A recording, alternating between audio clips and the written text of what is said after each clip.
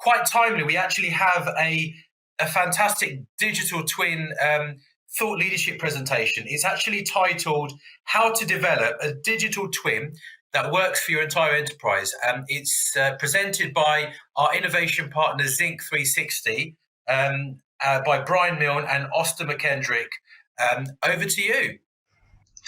Good morning, everyone. Thanks for joining myself and Brian today for our thought leadership presentation on how to make a digital twin work for your entire enterprise. My name is Austa and I'm the Global Sales Manager here at ZynQ 360, and this is our Technical Director, Brian Milne. So I'm going to start us off today and talk around what challenges organizations can face when implementing a digital twin. You know, some digital twin solutions can be complex to deploy, difficult to understand and utilize. Specialist teams might need to be hired, or you might need to train up your folks in-house to actually analyze and be able to understand the data. And that data then needs to be transcribed in a way that stakeholders can actually understand and use on a day-to-day basis.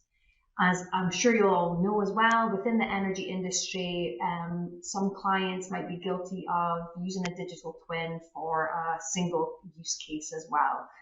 So everyone attending this conference today will have either started their digitalization journey or about to embark on one.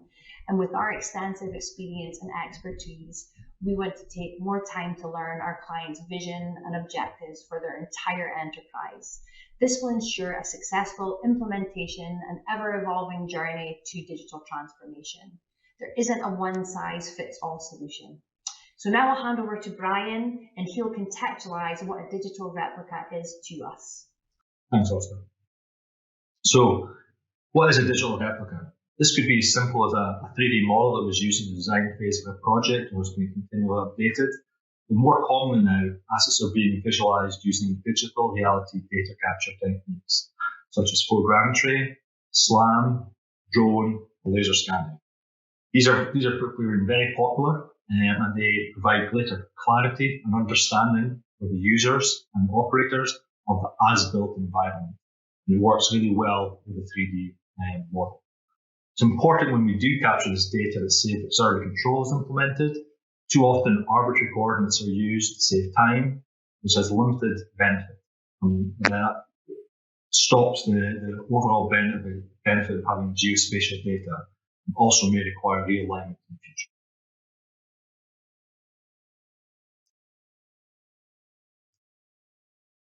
So what are these tools are the right tool for the job? That's the question we ask our clients. Once we've defined and agreed a server control network, typically this would be site coordinates on a refinery, platform coordinates on a vessel or offshore, and sometimes also a combination of GIS coordinates as well. And that gets established at the start, and then you look at the right tool for the job. The four options on screen are the most common, but new techniques are being developed all the time. But none of these are ideal for every use case, and a combination gives the best solution typically. Capture is normally done by humans at the moment, but options for automation are growing with the growing rise of robots and that move towards an autonomous digital twin. If you look at SLAM, this is typically used for capturing large areas quickly, with lower fidelity and quality, and gives you a good starting platform for creating the digital twin. Photogrammetry and photography is ideally used when you want high quality data that you can see, and things like degradation of equipment and what the actual work site looks like compared to a 3D model.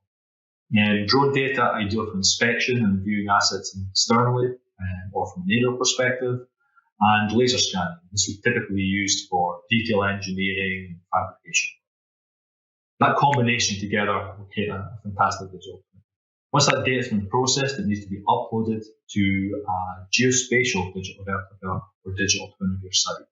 From within there, that data should be consumed by all your users easily, available 24/7 on any device, and pretty much be able to be demand loaded in the correct format to the user without them needing to download and install plugins, etc.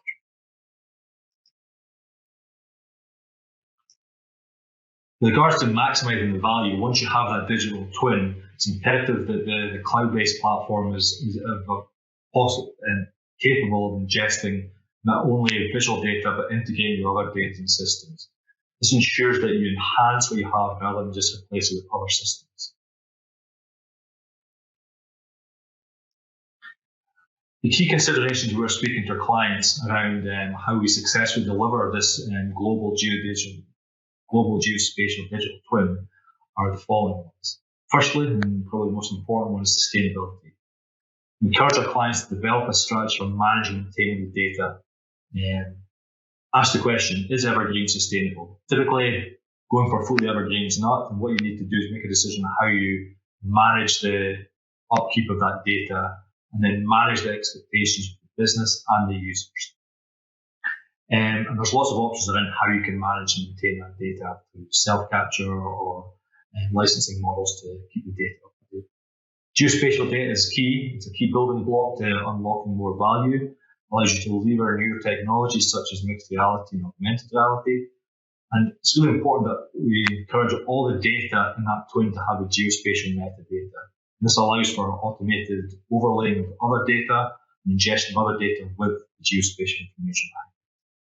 The platform needs to be scalable. It needs to scale with, and this needs to be done to change with the changing requirements, not only from technology and the different types of data you ingest, but also with the cloud changing.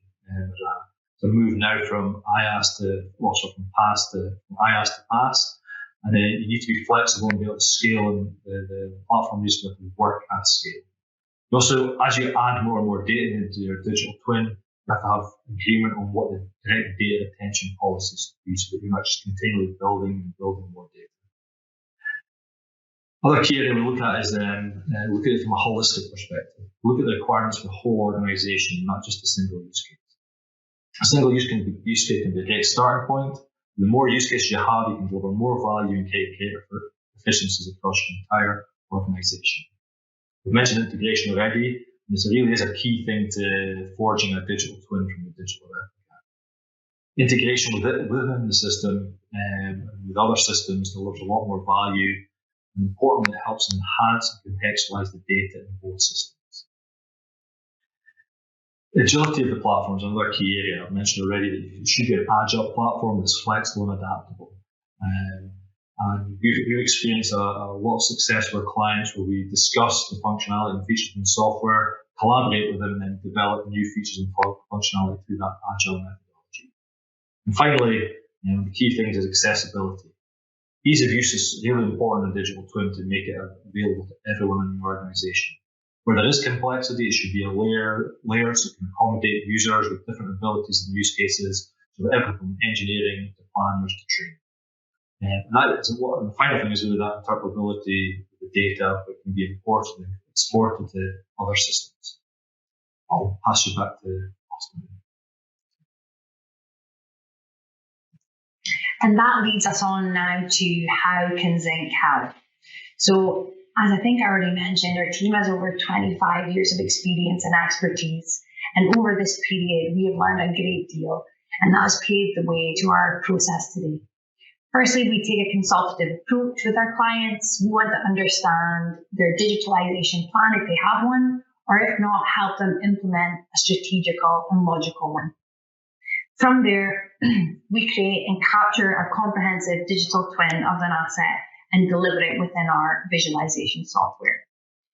So our visualization software is known as ZynQ and acts as our central hub for our clients' digital data management.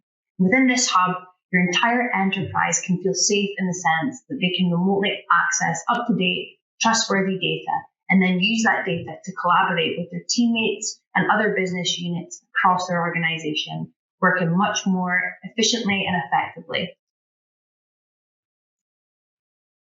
So some information around kind of proof of value. We had a client that wanted to look at ROI, and they came to us with these figures that showed clear savings by using ZynQ and the visual data captures we had taken across their refinery.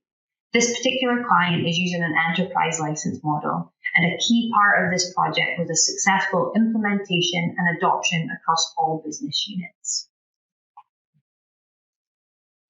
Another example of a proof of value are some savings that a client with an offshore asset, and they were looking at the savings on helicopter journeys alone. perhaps consider an issue on an offshore rig or vessel, sending someone out to inspect an issue or a problem that they're having, and then sending them back, and then sending them out again for maybe at least another 2 trips. One to plan and then another to correct or fix what the problem might be. You can soon see how those helicopter trips and that those costs can start to add up.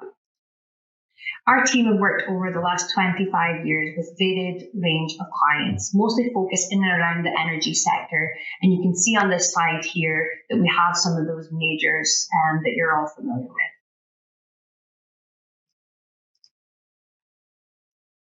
And now we're going to do a short Q&A. Many thanks, Austa and Brian. That was really informative. I obviously was quite going into the panel beforehand on digital twin. It's quite a nice follow-up from that. Just a couple of questions I would ask you, because obviously I go through this technology regularly. I love this technology. It's one of my favorite parts of the event. In your experience, what does it take for organizations to actually adopt a digital twin? Yeah, Adam, thank you for that. I think that is a key question. And I think when we're looking at these organizations, ROI is important, but I think we need to consider value. And to get value from these digital twins, our solution, our ecosystem of integrated solutions must be simple to use. They've got to be simple to understand, and the entire enterprise has to have access. So everyone has access and very easily and simply. The processes and structures must be in place to ensure everyone is well informed, well educated, and that they have the support they need to transition and fully adopt the solution. And of course, the right types of data for the job. If the data isn't fit for purpose, or the data isn't up to date, or it can't be trusted, it just won't be used. Simple as that. For ZynQ, we see our part in this digitalization journey as much more than just another capture export or another platform provider.